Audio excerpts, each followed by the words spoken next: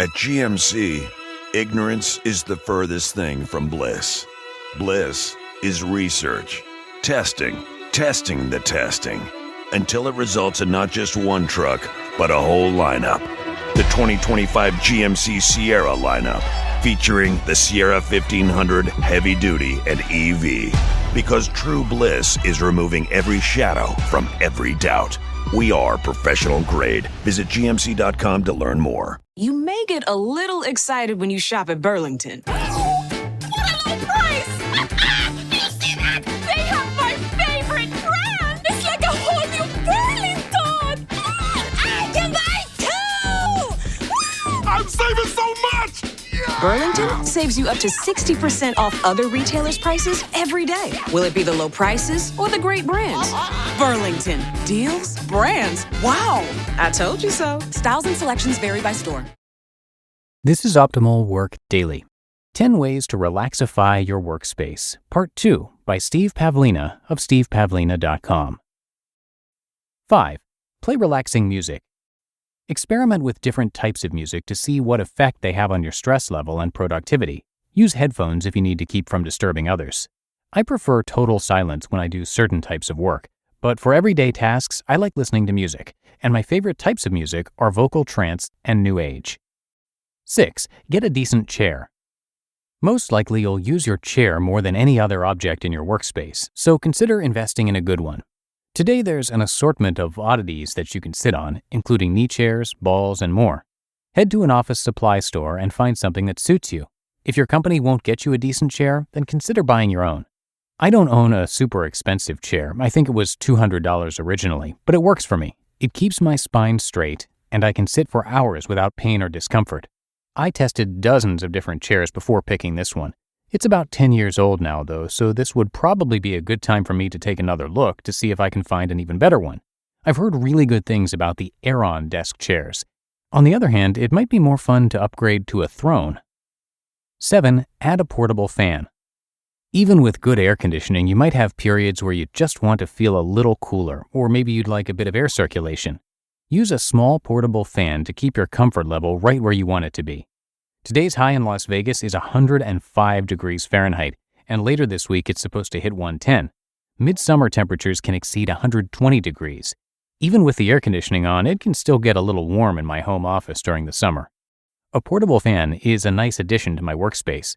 The Vornado fans are really good. They're a little bit more expensive, but well worth it. They run quiet and circulate the air nicely. 8. Add a fountain. If you find the sounds of running water soothing, consider adding a small fountain to your workspace. You can get a basic one for under $20. Last year, I added an illuminated rock garden fountain to the corner of my home office. I plugged the power supply into the same power base I use for my PC equipment, so I can simply flip a switch in front of me to turn it on. I probably run it about 8 hours a day on average, and I add water about once every 3 days. When I hear the fountain running low, I'm reminded to water my plants too. 9. Personalize your space. Does your workspace look like an automaton works there, or does it include elements that are uniquely you? Remember that your workspace is your living space for much of the day, so make it livable and not just workable. A good way to accomplish this is by adding items that hold emotional significance for you. Photographs are an easy way to personalize your space. I have some typical family photos in my office and the requisite wedding picture, but there's one particular photo from when my wife and I first met that was taken by my now deceased grandfather that's very special to me. I like being able to see it when I work. It also reminds me that I'm not alone. My wife and I are sharing a wonderful path together, and I've seen plenty of signs that my grandfather is watching over us. 10. Establish uninterruptible periods.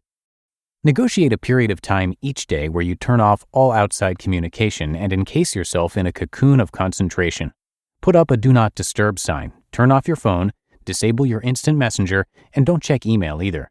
Use this time to work on the tasks that would cause you the greatest stress or which require your utmost concentration. It's easier to relax and focus when you know you won't be interrupted. Some jobs obviously require more solo concentration time than others. A computer programmer may need a lot, while a receptionist may need virtually none. Determine how much you need to be productive and do whatever is necessary to get it. When I really need to concentrate, I usually lock my office door. My family sometimes objects to these communication blackouts, but with 2 kids at home on summer vacation now, I find it necessary to enforce some boundaries in order to get my work done. I'm not particularly friendly or compassionate when I get interrupted while writing, so this is largely for their own safety. Now go do it. Take a moment to survey your workspace and jot down a few changes you'd like to make. How can you make your workspace even more relaxing, livable, and attractive? If cash is tight, set a budget for how much you'd like to spend on relaxifying your workspace. Maybe you can even get your employer to pay for some of it, especially if it's likely to boost your productivity. What if your employer rejects the changes you'd like to make? Some changes are certainly negotiable because of their side effects. Your coworkers may not appreciate the scent of jasmine wafting through their workspaces. But if your employer is downright ogre-like and won't permit you a plant or a family photo, well, I'd recommend getting a new employer. Your work should support your preferred lifestyle, not squash it. Think about the most relaxing places you know of. What is it about those places that makes you feel good? What are the sights, sounds, and smells? How can you modify your workspace to create a similar feel? You might not be able to duplicate the feeling perfectly, but you can always get close. If you don't have time for a complete workspace makeover, then just make one little change each week. Add a photo, buy a plant, clean up the junk pile, relaxify, and enjoy.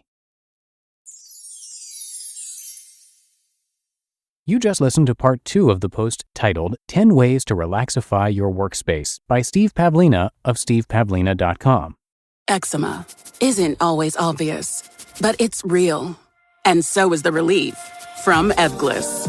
After an initial dosing phase of 16 weeks, about 4 in 10 people taking Ebglyss achieved itch relief and clear or almost clear skin. And most of those people maintain skin that's still more clear at 1 year with monthly dosing. Ebglyss, lebrikizumab LBKZ, a 250 milligram per 2 milliliter injection, is a prescription medicine used to treat adults and children 12 years of age and older who weigh at least 88 pounds or 40 kilograms with moderate to severe eczema, also called atopic dermatitis, that is not well controlled with prescription therapies used on the skin or topicals, or who cannot use topical therapies. Ebglyss can be used with or without topical corticosteroids. Don't use if you're allergic to Ebglyss. Allergic reactions can occur that can be severe. Eye problems can occur. Tell your doctor if you have new or worsening eye problems. You should not receive a live vaccine when treated with Ebglyss. Before starting Ebglyss, tell your doctor if you have a parasitic infection. Searching for real relief? Ask your doctor about Ebglyss and visit ebglyss.lilly.com or call 1-800-LILY-RX or 1-800-545-5979.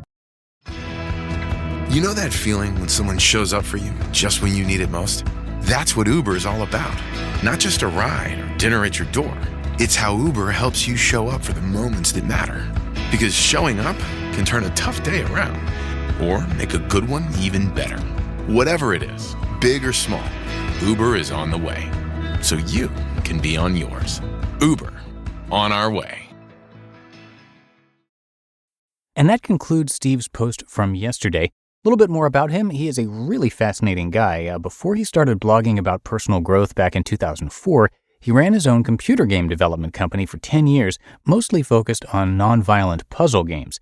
For 5 of those years, he wrote articles on the side to help other software and game developers, and then readers kept requesting more articles on a wider and wider range of topics, which eventually motivated him to get into blogging.